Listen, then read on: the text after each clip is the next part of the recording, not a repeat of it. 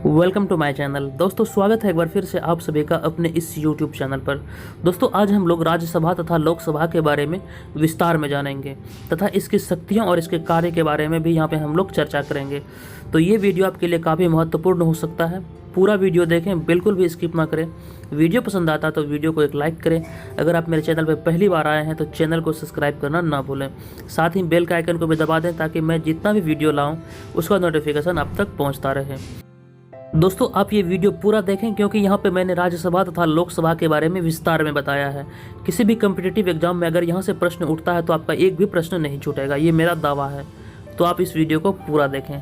तो चलिए देरी ना करते हुए शुरू करते हैं। सबसे पहले हम लोग बात करेंगे राज्यसभा के बारे में, फिर उसकी शक्तियाँ तथा कार्य को देखेंगे। उसके बाद हम लोग लोकसभा के बारे में जानेंगे।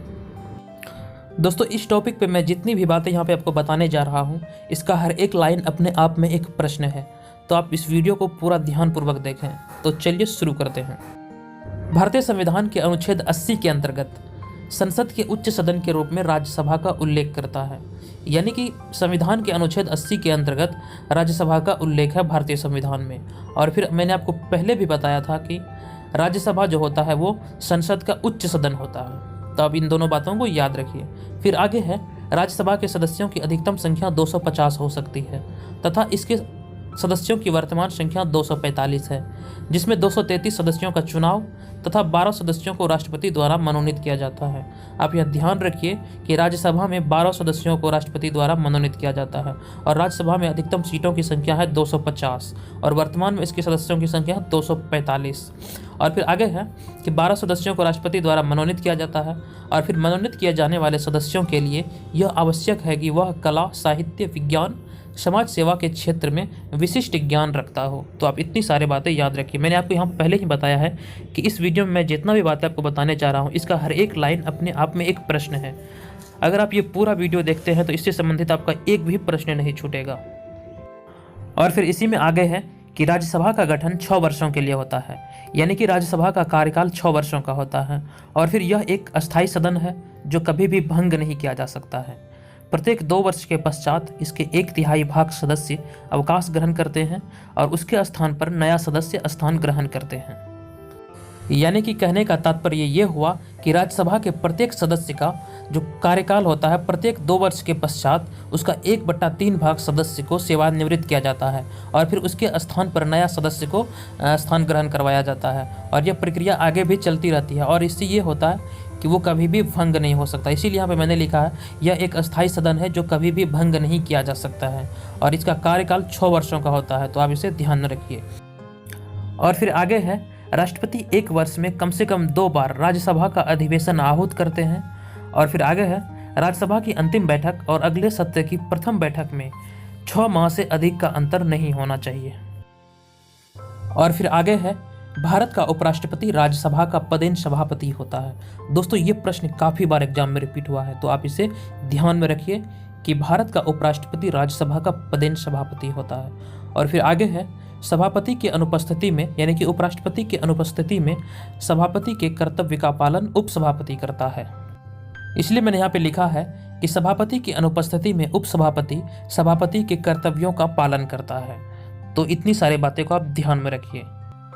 चलिए अब बात करते हैं राज्यसभा के सदस्य की अनिवार्य योग्यताओं के बारे में कि राज्यसभा सदस्य बनने के लिए क्या क्या योग्यताएं अनिवार्य हैं या फिर अर्हताएं अनिवार्य हैं। तो फिर सबसे पहला जो है कि वह भारत का नागरिक होना चाहिए। और फिर नेक्स्ट है, उसकी उम्र 30 वर्ष से कम नहीं होना चाहिए, यानी कि 30 वर्ष से अधिक होना चाहिए। और फिर आगे है, भारत सरकार या राज्य सरकार के अधीन किसी लाभ के पद पर नहीं होना चाहिए। और फिर आगे है, राज्यसभा के सदस्य के लिए जरूरी है कि उसका नाम उस राज्य के किसी निर्वाचन क्षेत्र की सूची में हो जिस राज्य से वह राज्यसभा का चुनाव लड़ना चाहता है। तो इन्हीं योग्यताओं के आधार पर राज्यसभा में सदस्य का नियुक्ति किया जाता है। अगर ये सारे फुलफिल होते हैं, मैं एक बार फिर से रिपीट कर रहा हूँ कि वह भारत का नागरिक हो, उसका उम्र 30 वर्ष से कम नहीं होना चाहिए, वह भारत सरकार या राज्य सरकार के अधीन किसी भी लाभ के पद पर नहीं होना चाहिए। और फिर आखिरी है कि राज्यसभा के सदस्य के लिए यह जरूरी है कि उसका नाम उस राज्य के किसी निर्वाचन क्षेत्र की सूची में हो जिस राज्य से वह राज्यसभा का चुनाव लड़ना चाहता है। अगर ये सारी क्राइटेरिया फुलफिल हो रहा है तो वह राज्यसभा के सदस्य बनने के लिए योग्य होंगे। तो दोस्तों अब बात करते हैं राज्यसभा की शक्ति और कार्य के बारे में। तो राज्यसभा लोकसभा के साथ मिलकर कानून बनाती है, संविधान में संशोधन करती है और फिर राज्यसभा संसद का अभिन्न अंग होने के कारण इसकी सहमति के बिना कोई विधेयक कानून नहीं बन सकता। दोस्तों, जब भी कोई विधेयक संसद में पारित होता है वह राज्यसभा की सहमति के बिना कानून नहीं बन सकता है। इसीलिए यहाँ पे लिखा गया है कि राज्यसभा संसद का अभिन्न अंग होने के कारण इसकी सहमति के बिना कोई विधेयक कानून नहीं बन सकता। और फिर आगे है, केवल राज्यसभा को यह अधिकार प्राप्त है कि वह संविधान के अनुच्छेद 312 के तहत अखिल भारतीय सेवाओं का सृजन कर सके। आप यहाँ पे अनुच्छेद याद रखिए, अनुच्छेद 312 के तहत अखिल भारतीय सेवाओं का सृजन कर सके तथा अनुच्छेद 249 के तहत राज्य सूची के किसी विषय को राष्ट्रीय महत्व का घोषित कर सके। दोस्तों, इन अधिकार का प्रयोग अब तक केवल 2 बार ही हुआ है। पहली बार 1952 में हुआ था। आप ये ध्यान में रखिए कि इन अधिकार का प्रयोग सबसे पहली बार 1952 में हुआ था और दूसरी बार 1986 में हुआ था। तो आप ध्यान में रखिए कि राज्यसभा को केवल यह अधिकार प्राप्त है कि वह संविधान के अनुच्छेद 312 के तहत अखिल भारतीय सेवाओं का सृजन कर सकता है और अनुच्छेद 249 के तहत राज्य सूची के किसी विषय को राष्ट्रीय महत्व का घोषित कर सकता है। चलिए अब आगे देखते हैं। और फिर इसी में आगे है कि राज्यसभा लोकसभा के साथ मिलकर राष्ट्रपति तथा उपराष्ट्रपति के निर्वाचन में शामिल होती है तथा लोकसभा के साथ मिलकर महाभियोग की प्रक्रिया में भाग लेती है। दोस्तों, भारत में उच्च न्यायालय के जो न्यायाधीश होते हैं उसको महाभियोग की प्रक्रिया के द्वारा ही उसको उसके पद से हटाया जाता है। तो आप इसे याद रखें कि सर्वोच्च न्यायालय के न्यायाधीश को महाभियोग की प्रक्रिया के द्वारा उसे उसके पद से हटाया जाता है। और फिर इसी में आगे है कि 1 माह से अधिक अवधि तक यदि आपातकाल लागू रखना हो तो इस प्रस्ताव का अनुमोदन राज्यसभा लोकसभा से मिलकर करती है। तो इन सारे बातों को यहाँ पे हम लोगों ने देखा राज्यसभा के तहत इसके शक्तियों और कार्य को। अब बात करते हैं लोकसभा के बारे में, उसके शक्तियों और कार्य को भी देखेंगे हम लोग यहाँ पर। तो लोकसभा भारतीय संविधान के अनुच्छेद 81 के अंतर्गत लोकसभा का गठन किया जाता है और इसका कार्यकाल 5 वर्ष का होता है।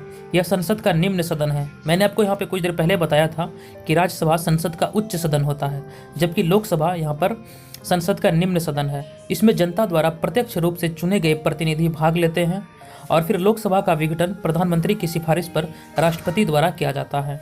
तो आप इतनी सारी बातों को आप यहाँ पे ध्यान में रखिए कि भारतीय संविधान के अनुच्छेद 81 के अंतर्गत लोकसभा का गठन किया जाता है और फिर यह संसद का निम्न सदन है और इसका कार्यकाल 5 वर्षों का होता है और फिर इसका विघटन प्रधानमंत्री की सिफारिश पर राष्ट्रपति द्वारा किया जाता है। दोस्तों, कुछ देर पहले जब मैं आपको राज्यसभा के बारे में बता रहा था तो आपको मैंने बताया था कि यह संसद का उच्च सदन है और इसे कभी भी भंग नहीं किया जा सकता है, लेकिन लोकसभा को प्रधानमंत्री की सिफारिश पर राष्ट्रपति के द्वारा विघटन किया जाता है या फिर भंग किया जाता है। तो इन सारे बातों को आप ध्यान में रखिए। अब बढ़ते हैं आगे। और फिर आगे है, लोकसभा के सदस्यों की अधिकतम संख्या 552 है तथा वर्तमान में लोकसभा की सदस्यों की संख्या 545 है। जब मैं आपको राज्यसभा के बारे में बता रहा था वहाँ पे मैंने आपको बताया था कि राज्यसभा के अधिकतम सदस्यों की संख्या है 250 और वर्तमान में राज्यसभा के सदस्यों की संख्या है 245। तो आप ये डिफरेंस याद रखिए। और फिर इसमें आगे है लोकसभा में कि लोकसभा में 543 सदस्य विभिन्न राज्य एवं केंद्र शासित प्रदेश की जनता के द्वारा प्रत्यक्ष रूप से वयस्क मताधिकार के आधार पर चुना जाता है तथा 2 सदस्यों को राष्ट्रपति द्वारा मनोनीत किया जाता है और यह 2 सदस्य आंग्ल भारतीय समुदाय का प्रतिनिधित्व करते हैं। तो आप इसे याद रखिए, ये 2 सदस्य राष्ट्रपति द्वारा मनोनीत किया जाता है और मैंने राज्यसभा में जब आपको बता रहा था तो राष्ट्रपति द्वारा 12 सदस्यों को मनोनीत किया जाता है। तो आप दोनों के डिफरेंस को याद रखें। अब बात करते हैं लोकसभा के सदस्य की अनिवार्य योग्यताओं के बारे में कि लोकसभा सदस्य होने के लिए क्या क्या योग्यताएं अनिवार्य है। तो सबसे पहला है वह भारत का नागरिक हो और फिर दूसरा है उसकी उम्र 25 वर्ष से कम ना हो। दोस्तों, जब मैं आपको राज्यसभा के बारे में बता रहा था तो वहाँ पे मैंने आपको बताया था कि उसकी उम्र 30 वर्ष से कम ना हो और फिर यहाँ पर है उसकी उम्र 25 वर्ष से कम ना हो। तो आप इसे याद रखिए। और फिर आगे है वह भारत सरकार या राज्य सरकार के अधीन किसी लाभ के पद पर आसीन ना हो। और फिर नेक्स्ट है संसद की किसी विधि के अंतर्गत अयोग्य ना हो। तो ये है इसका योग्यताएं। और फिर इसके कार्यकाल की बात करें तो लोकसभा का कार्यकाल 5 वर्ष का होता है जबकि राज्यसभा का कार्यकाल 6 वर्ष का होता था, मैंने आपको बताया था। तो इसलिए यहाँ पे लिखा गया कि लोकसभा का कार्यकाल 5 वर्ष का होता है, किंतु प्रधानमंत्री के परामर्श पर राष्ट्रपति इसे समय से पूर्व भंग कर सकता है। लेकिन राज्यसभा की बात करें तो वह संसद का उच्च सदन होता है, उसे किसी भी स्थिति में भंग नहीं किया जा सकता है। मैंने आपको कुछ देर पहले ही बताया है। दोस्तों, अब बात करते हैं लोकसभा की शक्तियाँ और कार्य के बारे में। तो दोस्तों, राज्यसभा और राष्ट्रपति के साथ मिलकर लोकसभा कानून का निर्माण करती है और फिर इसके अलावे बजट पारित करना तथा कोई विधेयक धन विधेयक है या नहीं, यह फैसला लोकसभा का अध्यक्ष करता है। और फिर राज्यसभा के साथ मिलकर संविधान में संशोधन करती है। और मंत्रिपरिषद सामूहिक रूप से लोकसभा के प्रति उत्तरदायी होते हैं। दोस्तों ये प्रश्न काफ़ी बार बीपीएससी प्रीलिम्स के एग्जाम में रिपीट हुआ है कि मंत्रिपरिषद किसके प्रति उत्तरदायी होते हैं। तो ये सामूहिक रूप से लोकसभा के प्रति उत्तरदायी होते हैं, आप इसे याद रखिए। और फिर इसी में आगे है, लोकसभा सदस्यों के माध्यम से मंत्रियों पर निरंतर स्थापित कर उन्हें दायित्व के प्रति सतर्क बनाए रखती है। और फिर लोकसभा राज्यसभा एवं विधानसभा के साथ मिलकर राष्ट्रपति के निर्वाचन में भाग लेती है। और फिर इसके अलावे राज्यसभा के साथ मिलकर उपराष्ट्रपति के निर्वाचन में भाग लेती है। तो दोस्तों यहाँ पे ध्यान देने वाली बात है कि लोकसभा राज्यसभा एवं विधानसभा के साथ मिलकर राष्ट्रपति के निर्वाचन में भाग लेती है। और फिर उपराष्ट्रपति के निर्वाचन में भाग लेने के लिए ये राज्यसभा के साथ मिलकर इसमें भाग लेते हैं। तो आप इसे याद रखिए। और फिर आगे है, लोकसभा राज्यसभा के साथ मिलकर राष्ट्रपति तथा सर्वोच्च न्यायालय और उच्च न्यायालय के न्यायाधीशों के विरुद्ध महाभियोग का प्रस्ताव पारित करती है। दोस्तों मैंने आपको कुछ देर पहले ही बताया था, सर्वोच्च न्यायालय तथा उच्च न्यायालय के न्यायाधीशों को समय से पूर्व उसके पद से हटाने के लिए महाभियोग का प्रक्रिया को अपनाया जाता है। और फिर आगे है, लोकसभा द्वारा उपराष्ट्रपति की पदच्युति का प्रस्ताव की जाँच की जाती है। तो दोस्तों इस प्रकार मैंने इस वीडियो में लोकसभा तथा राज्यसभा के बारे में विस्तार में बताया। इसके अंतर्गत मैंने लोकसभा तथा राज्यसभा के लिए अनिवार्य योग्यता के बारे में बताया, और फिर इसके कार्यकाल के बारे में बताया, और फिर लोकसभा तथा राज्यसभा की क्या क्या शक्तियां हैं इस विषय में मैंने आपको विस्तार में बताया। दोस्तों ये वीडियो आपको कैसा लगा प्लीज़ मुझे कमेंट करके ज़रूर बताएं कि ये वीडियो आपको कैसा लगा। अगर ये वीडियो आपको ज़रा भी अच्छा लगा हो, आपके लगे कि ये वीडियो आपके लिए ज़रा भी हेल्पफुल है, तो प्लीज़ आप इस वीडियो को एक लाइक ज़रूर करें। और अगर अभी तक आपने मेरे चैनल को सब्सक्राइब नहीं किया तो प्लीज़ आपसे रिक्वेस्ट है कि आप चैनल को भी सब्सक्राइब कर लें, क्योंकि मेरे चैनल पे आपको रोज़ाना बीपीएससी मुख्य परीक्षा से संबंधित वीडियो प्रोवाइड किया जाता है, जो आपको बीपीएससी मुख्य परीक्षा के लिए काफ़ी मददगार सिद्ध होगा। तो आप मेरे चैनल के साथ जुड़ जाएं। निरंतर मैं वीडियो अपलोड करता हूं, उन सारे वीडियो को देखें, आपको एग्ज़ाम में काफ़ी मदद मिलेगा। तो दोस्तों आज की वीडियो में इतना ही, और आपसे रिक्वेस्ट है अगर आपने मेरे चैनल को सब्सक्राइब नहीं किया तो चैनल को भी सब्सक्राइब कर लें। और दोस्तों अगर आपको इस वीडियो का PDF फाइल चाहिए तो मेरे टेलीग्राम चैनल को ज्वाइन करें। टेलीग्राम चैनल का लिंक आपको इस वीडियो के डिस्क्रिप्शन में है, आप उसके ज़रिए मेरे चैनल से जुड़ सकते हैं। दोस्तों मेरे चैनल को ज़रूर सब्सक्राइब करें। तो चलिए आज के वीडियो में इतना ही। वीडियो देखने के लिए धन्यवाद। आपका दिन शुभ हो।